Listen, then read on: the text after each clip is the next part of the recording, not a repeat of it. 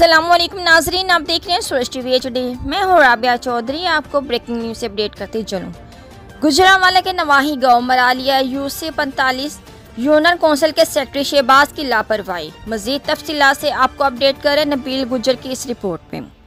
Union council के secretary Shahbaz की लापरवाही की वजह से कई लोगों को मुश्किलात का सामना करना पड़ रहा है। काफ़ी दिन पहले भी कई लोग गए 4 अप्रैल 2022 को अपने बच्चों के नाम अंदराज करवाने के लिए, लेकिन सेक्रेटरी शहबाज अपनी ड्यूटी से गैर हाजिर था।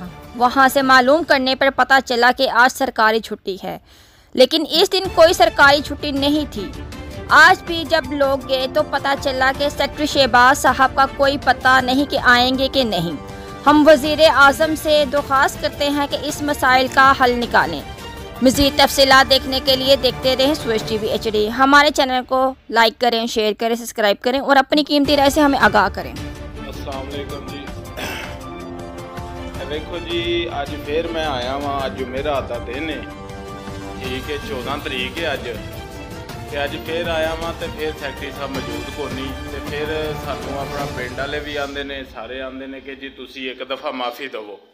तो दसो सैकटरी साहब भी मौजूद कोई नहीं। इत्थे अपना चाचे हरी ने 11:30 का टाइम हो गया।